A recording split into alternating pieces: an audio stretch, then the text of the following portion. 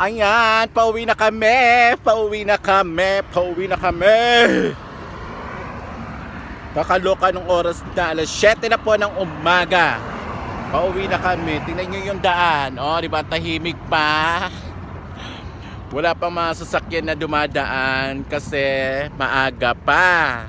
Ayan, o.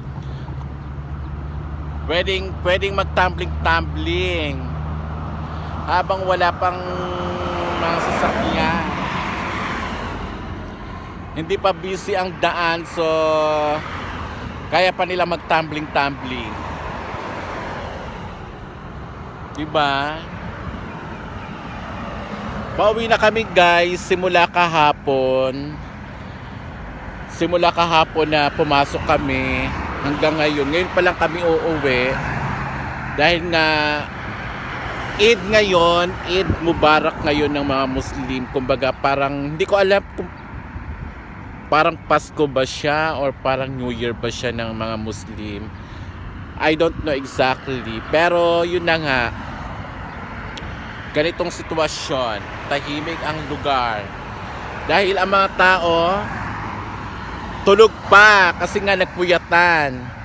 May mga puyat pero rumampa na, gumala. Kami naman puyat na, pauwi pa lang dahil nga almost 20 hours kaming naka-duty. 20 hours or 24 hours na kaming naka-duty. So, eto na nga, pauwi pa kami. And gusto ko nga mag-taxi na lang. Ayaw naman ang kasama ko. Gusto niya mag-bus daw kami.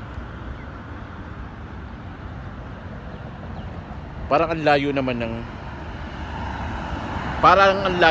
kung magbe-metro. Parang ang tagal pa kung magbabas. Kasi wala nang dumadaan, oh. Wala dumadaan mga sasakyan. Bus pa kaya? Maghihintay kami ng bus.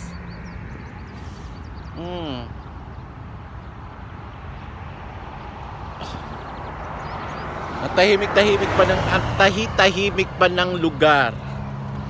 'Di ba? Yan ilan na kami nag-aabang dito ng ng bus. So ayun na nga, napaka super busy namin mga kababe. Diyos ko, yung naghahabulan kami, 11 kaming stop. 11, 1, 2, 3, 4, 5, 6, 7, 8, 9, 10, 11. 11 kaming workmate. Tapos nag-uunahan nga kami kung sino yung number 1, kung sino yung pinakamaraming customer, kung sino yung maraming gawa. Sa kasamaang palad, number 3 lang ako.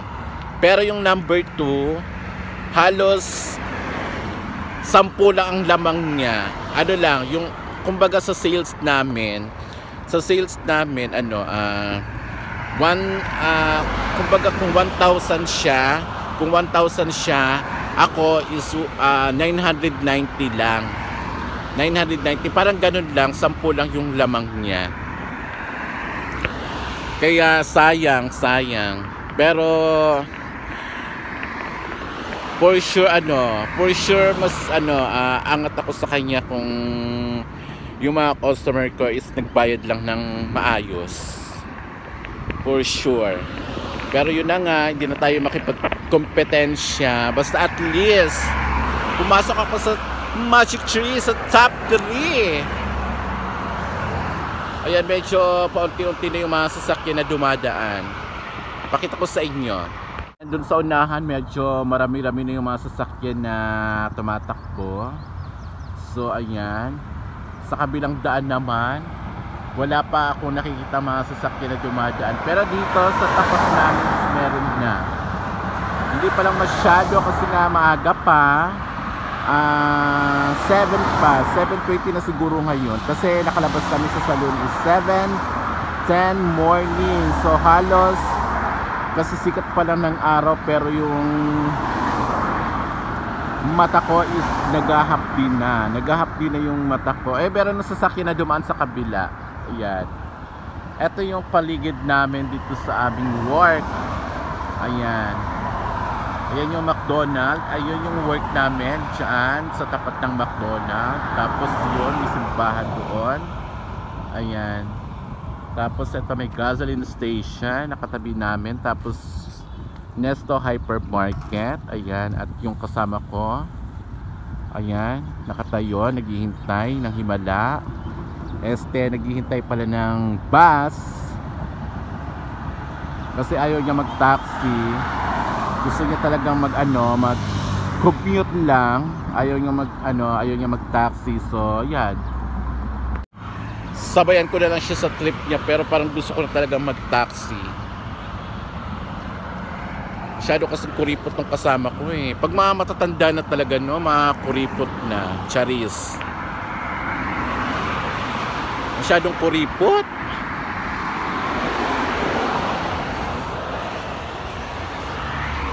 Ayan, medyo marami-rami na yung mga sasakyan na dumadaan.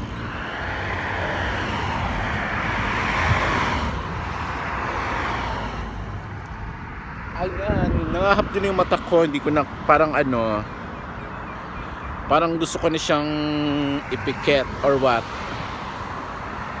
Pero ang kasama ko ayaw pa talaga. Ayaw talagang mag-taxi na lang. Wala rin naman dumadaan na taxi. So maghihintay kami.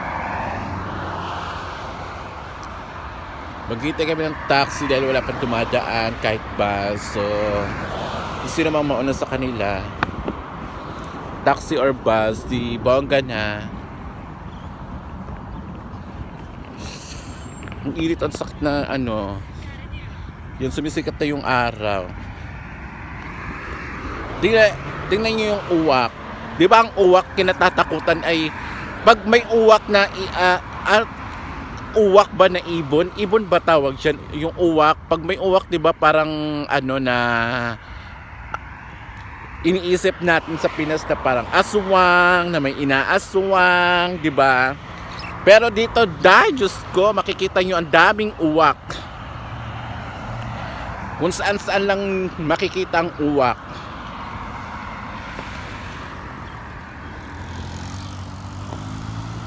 Kung saan-saan makikita ang uwak.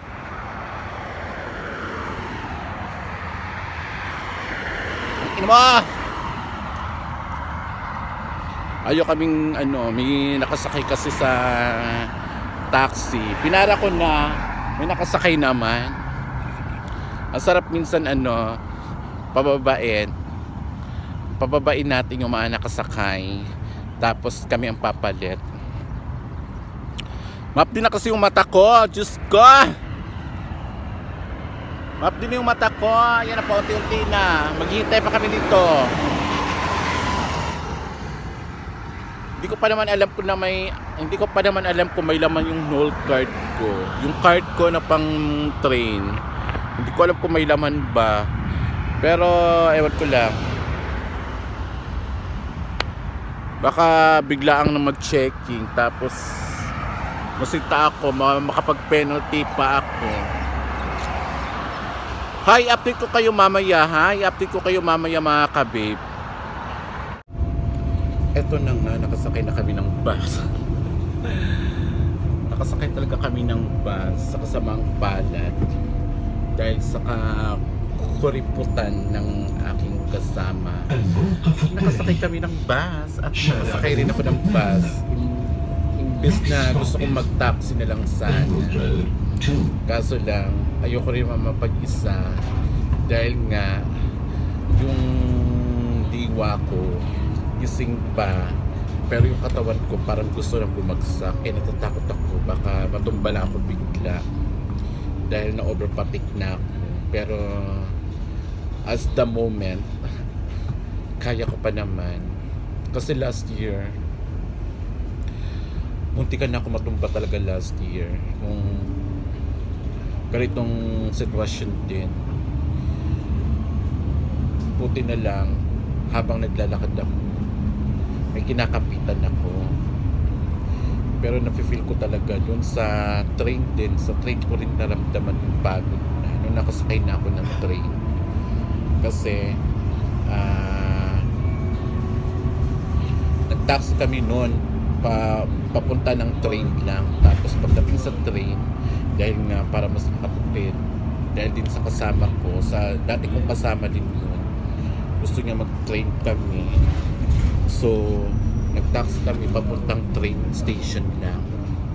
Kaya naka-train kami noon at naramdaman ko na rin yung pagkatumba noon. Pero hindi naman ako natumba. Muntikan lang. Pero thanks God, nakarating pa rin sa bahay kahit na tumbang-tumba na ako. Ayun, nakapagpahinga lang ng konti nung mga time na yun, mga panahon na yun. Tapos nagising ulit ang diwa. Yung parang hindi ko alam kung babangon pa ako or hihiga lang, kasi nga medyo pagod at napapagod. Pero laban lang ako nun. Ayan, nandito na kami sa isang stop na lang, nasa train station na kami. So i-update ko kayo pag nasa train station na kami, ha. Ito na nga mga kabib, nandito na kami sa train station. Nandito na kami sa train station. So mag-aabang na lang kami ng train. Pero medyo mukhang matatagalan pa, mga 5 minutes pa. So upo muna tayo doon sa waiting area dahil ang taas pa ng 5 minutes dahil umupo muna tayo doon sa waiting area kasi mataas-taas pa yung 5 minutes. Ang layo pa, nasa ano pa siya, nasa Itisalat pa siya, nasa dulo pa siya. So nandito na kami sa train station, maghihintay na lang kami ng train dahil nandun pa siya sa pinakadulo. Yung train natutulog pa yung driver, etos. Walang driver po ang train dito. Hindi katulad ng MRT ninyo sa Pilipinas, Charis. Ayan, nandito na tayo sa train. So maghihintay tayo. And sana pagdating sa bahay nito, Diyos ko, may mga tulog na, ay may mga tulog pa or may mga gising na. Pero for sure, wala nang tao sa bahay kasi mga kasama ko sa bahay is nagtatrabaho sila ng mga cleaning company. So maaga silang pumasok, maaga sila nagigising, usually mga 5:30 or 6 ng morning nagigising sila. So siguro mga ganitong oras wala na sila sa bahay. Pero I'm not sure kasi hindi ko naman sila laging nakikita or hindi ko sila laging na nakakasalubong sa umaga dahil late naman ako laging nagigising. And sa kasamaang palad, back to normal na kami, back to normal time na ulit kami. So ang pasok namin is 11 na and 12. So alam niyo naman, hindi naman mawawala yan sa sa buntot ng hininga ko ang laging late. So bahala na sila. Sila ang mag-adjust dahil ayoko mag-adjust. Basta late, laging late. Basta importante pumasok at may sweldo, yun. Ganon. Hindi mo na kailangan buti na lang nga kamo. Lahat naman sa mga naging amo ko, lagi naman akong late talaga. Alam nyo na naghahanap ng magiging bad record, Charis. Di naman. Medyo talagang lang ako talaga gumalaw. Kasi iba ako pag nagigising ako pero hindi agad ako tumatayo. Pagising ko talagang cellphone talaga yung hawak ko agad.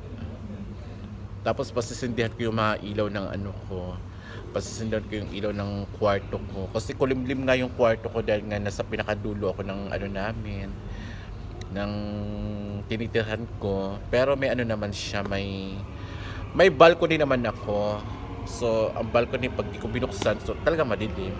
So, nandiyan yung train sa kabilang part yan. Ang pupuntahan niyan is yung pinakalas na train station. So, baka mag-U-turn lang siya. Siya yung sasakyan rin namin. Hindi, meron doon. Meron naman papunta doon. Meron naman papunta dito. Ha? Oo. Meron naman. Marami namang train. Hindi naman isa lang, hindi naman dalawa. Marami sila. Mayaman ang Dubai. Hindi katulad ng Pinas. Charis. Mayaman kami dito sa Dubai. Marami kaming train. At magaganda pa yung train namin. Walang driver. Hindi katulad sa Pilipinas, may driver ang training nyo. Charis. Dito automatic. Automatic pa nagsasalita. Sabi ng operator ng train, you can go out now. Psh! Tapos tatadyakan ka bigla ng door. Oh. Hindi katulad yun sa hindi katulad yun sa Pilipinas nagkukusang open sesame. Dito hindi. Tsaka talaga dito malinis. Wala kang makikitang yung mga tinatapon-tapon sa tabi-tabi, dumudura-dura sa tabi-tabi. Hindi dito, bawal. Diyos ko. Bawat galaw dito may camera. Kaya pag nahuli ka, at ang malala, maya't maya ang may nagche-check. Ayan, hindi nga natin alamin kung isa ba yan sa mga taksil, Charis. May paparating na mukhang taksil. Pero eme lang. So update ko kayo mamaya mga kabe pag nakasakay na kami or nakababa na kami sa train na aming sasakyan. Ayan mga kabe, nakasakay na ako ng train. Nakasakay na kami ng train. Nandito na ako sa loob ng train. Ayan, so marinig nyo may nagsasalita na operator. Nandito na ako. So update ko kayo mamaya ulit. Ayan, nakalabas na tayo ng train. Bye-bye train. Nakalabas na tayo and malapit na tayo sa bahay. So, mga 5 minutes na sa bahay na tayo.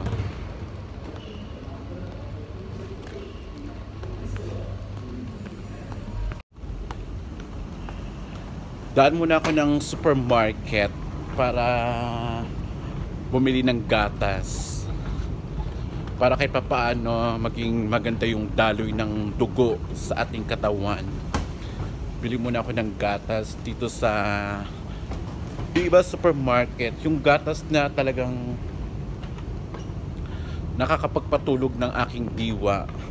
Nakakapagpatulog ng aking utak at katawan.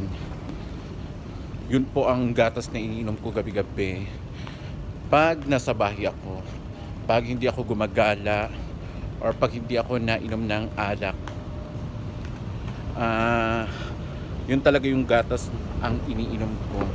Kasi guys, talagang umiinom po talaga ako ng gatas bago matulog.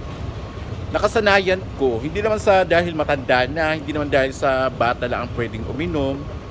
Nakasanayan ko talagang uminom ng gatas tuwing bago ako matulog.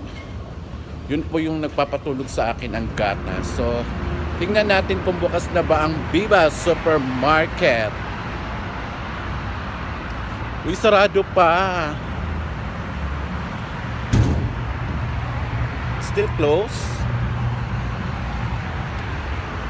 Sirado pa ang Viva. Anong oras open? Oh, what? 8 a.m. So what time now? What time now, my friend?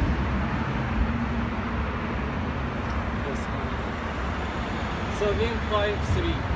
Just 7 minutes rest. I don't have time na. Bili na lang muna ako ng ibang gatas kasi sarado pa yung Viva Supermarket. Ano pa daw? 7 minutes. Eh, ang haba pa ng 7 minutes para sa akin. Eh, antok na ako. Gusto ko nang mahiga. Yung katawan ko hinahanap na yung yung kama ko. Kasi na alam niyo na almost 24 hours tayong hindi nakauwi dahil sa trabaho. And hindi naman tayo pwedeng umuwi nang hindi natatapos yung obligasyon natin sa trabaho. Ayan, pag nag-renovation kayo ng mismo araw ng Eid, sayang yung kikitain nyo. Ayan, malapit na tayo sa bahay. Konting kembot na lang talaga. Sa bahay na tayo. For sure maraming tao dito sa dadaanan ko. Sa dadaanan namin. Kasi dati pa talaga. Every time na ganitong okasyon, marami talagang tao dito malapit sa building namin. Tawag niyan? Galing sa simbahan, yung iba nagpipictorial, ganun. Ayan, marami nga. Hindi naman ganun kadami, pero meron. Talagang yan sila. Consistent yan talaga sila na nagpipictorials tuwing ganitong may okasyon. Yan, katulad niyan sa tapat. Tingnan nyo, pictorial sila sa tapat. Ayan, nakita nyo, ayan, may nagpipictorials. May nagpipictorials sa tapat. Ganyan yan sila, mga pictorials yan sila. Tapos doon sa unahan, ang dami. Hindi, siguro masyado na akong late nakauwi dahil marami talaga. Doon, ang dami nila doon, no. Ngayon lang. Tulog muna, tulog. Ha? Bukas. Yan, nakita ko yung may-ari ng bahay na tinitirhan ko. Tingnan nyo, sabi ko sa inyo, may mga pictorials, di ba, mga pictorials. Tawid tayo para makita nyo. Yan, may mga madam. Ayun sa tapat, nagpipictorials. Kanya-kanya silang mga pictorials. Tingnan nyo, kanya-kanya silang pictorials. Ganyan sila. At ang pinakamaganda nitong puntahan, alam nyo kung saan? Sa mga mall. Sa mga mall ang magandang puntahan ito kasi alam nyo kung bakit. Sobrang daming tao pagdating sa mall. Sa mall talaga ang pinakamaraming tao.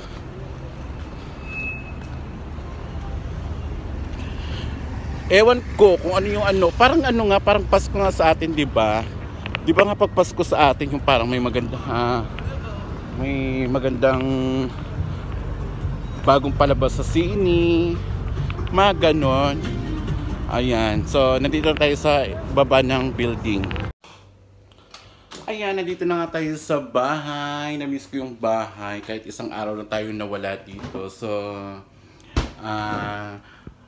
magpapaalam na siguro ako, mga kabib, kasi medyo na yung utak ko, naantok na ako. So maraming salamat po sa mga manonood at sa mga nanonood ng aking vlog. Thank you so much and I love you so much. Thank you. Bye.